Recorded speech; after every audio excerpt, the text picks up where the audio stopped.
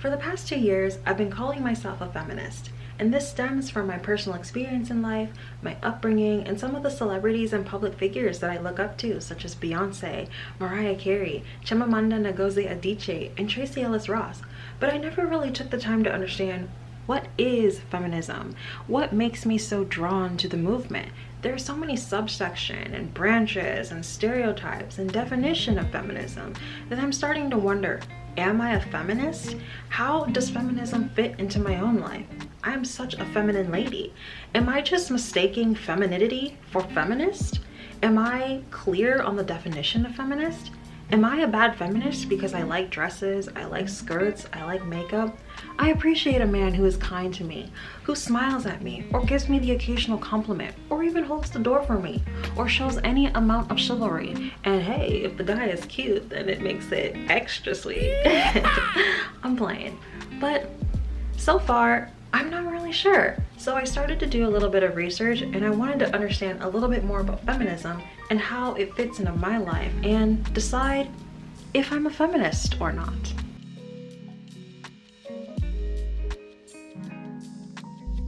Whenever I don't understand something or I don't know the meaning of something, I always look in the dictionary because you can never go wrong with dictionary definitions. So I went to Merriam-Webster's dictionary and I looked up the definition of feminism and I wrote it down for you so I could have it word for word correct. And according to the dictionary, feminism is defined as the belief in and advocacy of the political, economical, and social equality of the sexes, expressed through organized activity on behalf of women's rights and interests. So far with that definition, feminism doesn't have anything to do with hating men or how you choose to express yourself, whether masculine or feminine. It doesn't have anything to do with how you live your life or your lifestyle. And it doesn't have anything to do with your physical appearance as a woman or your hygiene. Because let's face it, hygiene is for everybody. That's not a woman issue or a man issue. That's just a humanity issue. All right. According to my research, the core principle of feminism is, and again, I wrote it down on my note card because I didn't want to mess this up and I wanted to make sure I was getting it verbatim for you. But at its core, feminism is about working to increase equality, freedom to choose your interests and hobbies and talents and develop them, opposing policies and laws that inhibit a woman from getting equality education, equal pay, or opportunities in her career choice, and ending sexual violence against women and promoting sexual freedom. All of those things are things that I support and definitely feel are valuable and important issues that we need to keep talking about and we need to keep implementing in our daily lives. So for me, I think in order to implement those things, we kind of have to start shifting gender roles in the way we're thinking about men and women. I do believe it's important to have masculine and feminine, but I also believe that we can blur those lines a little bit if we want to, when appropriate. It's natural, it's nature.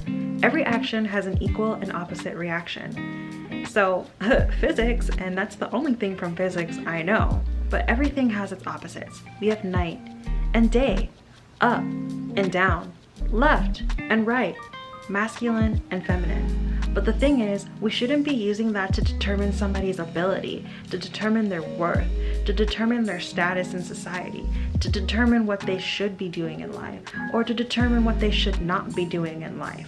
It should be equal.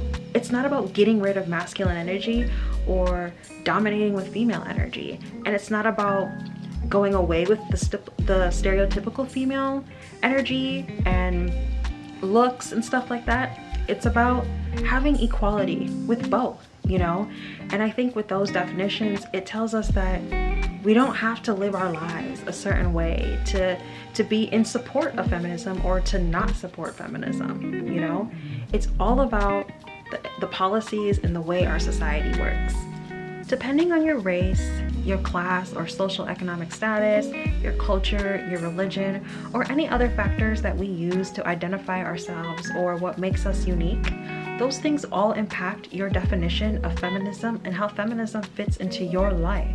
Feminism is a social movement. It is kind of based on experience. It is kind of based on what you have gone through in life. And every woman's experience is validated. And that's why they have those different branches of feminism, So now I want to take a little bit of time to share a little bit about my personal experiences and why I believe that I am a feminist. I identify as a feminist.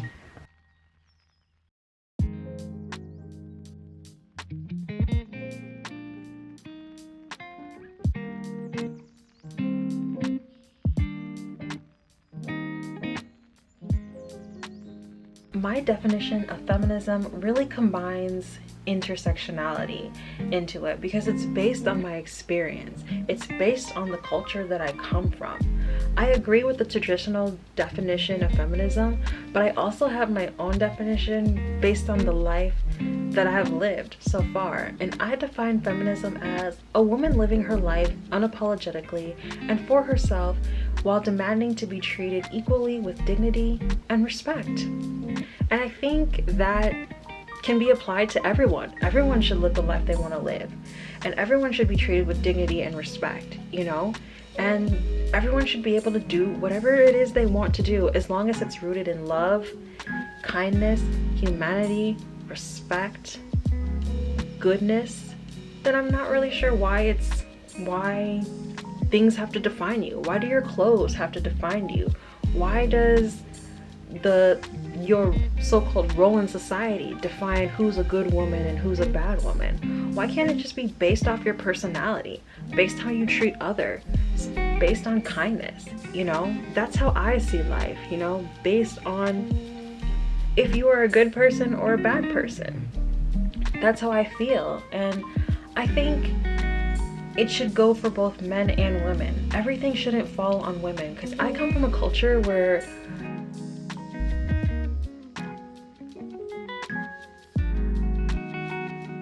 women have to act a certain way or else you're viewed as like a loose woman or a prostitute and stuff like that.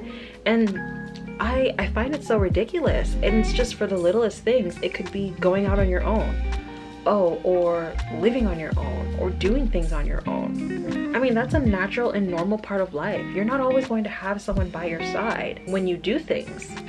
But I come from a culture where it's like a man has to always be with you if you want to do something. And it's like, I get where they're coming from, but the reason why our world is the way it is today is because we're not holding people accountable for the things that they do. We need to start holding people accountable, and we wouldn't have to live in such fear, you know what I'm saying? But we always blame the victim.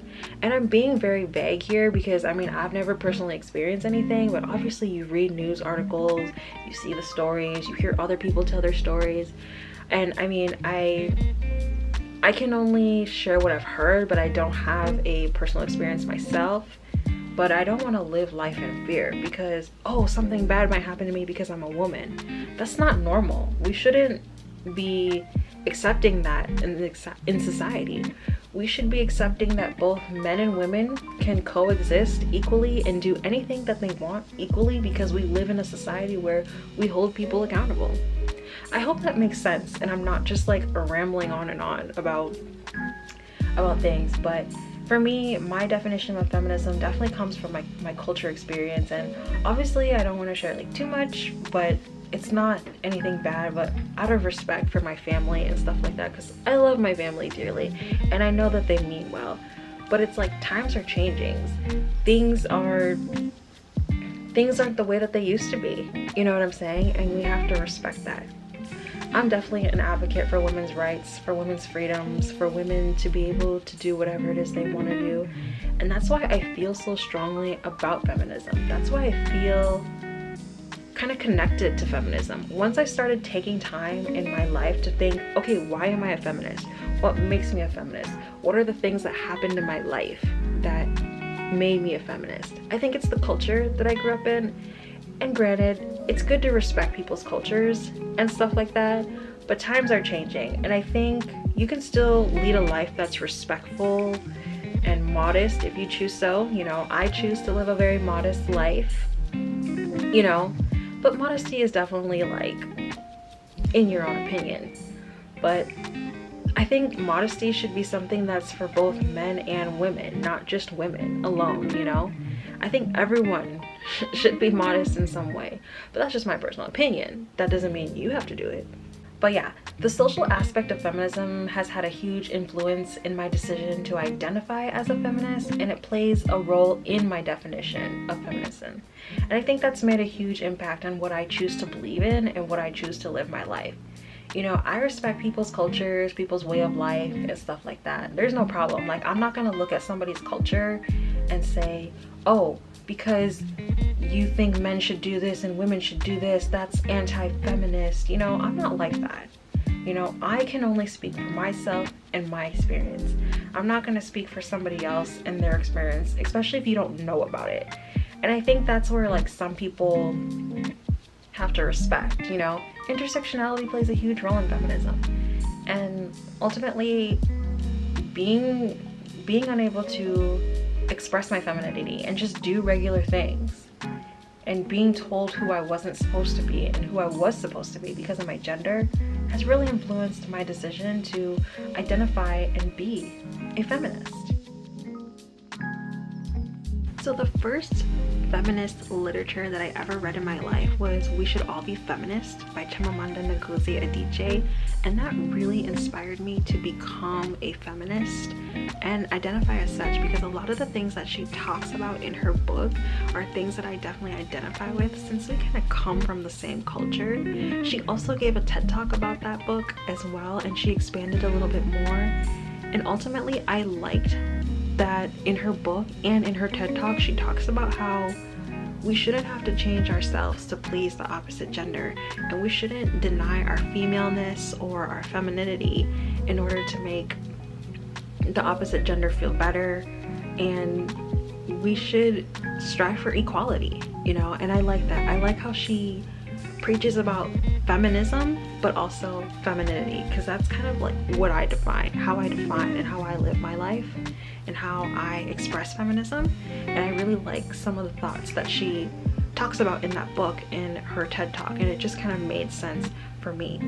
Another book that I'm about to start reading is Bad Feminist by Roxane Gay, and it's basically about feminism and intersectionality, and she talks about how feminism is a spectrum. That's what I read online, and she also kind of shares essays about different parts of feminism, you know, race, class, gender, all that stuff. She talks about that in her book, so I'm really excited to read this, and I'll give you an update as to what I think about her book. But I definitely think if you are considering to become a feminist or identify or support the movement, definitely check out Chimamanda Ngozi Adichie and her book We Should All Be Feminist, and also her TED Talk as well. She's a very eloquent speaker, graceful, and she makes excellent points, you know. And like I said, I like how she advocates for feminism but also femininity and femaleness, and kind of combining the two and saying I can do both. You know, that's what I like about her, and that's kind of what I identify with. So yeah, I am a feminist. I believe in the equality of the sexes and that a woman should be able to live her life unapologetically. My life experience, the research that I've done, I mean, it was just, you know, at the surface, but still research that I've done, my personal experiences, my culture, the literature I've read have all contributed to my personal definition of feminism, but also have contributed my decision to identify and be a feminist. I'm going to continue to wear makeup. I'm going to continue to appreciate the kind things that people do for me. I am going to continue to respect men who treat women with kindness, who hold the door for you, who smile at you and compliment you, and do nice things for you, because that's just chivalry and kindness, you know. I'm going to continue to express my femininity. And I want to leave you with this quote from Chimamanda Ngozi Adichie from her book We Should All Be Feminist. And I quote, "I've chosen to no longer be apologetic for my femaleness and my femininity, and I want to be respected in all of my femaleness because I deserve to be." Chimamanda Ngozi Adichie. And with that, I'm a feminist.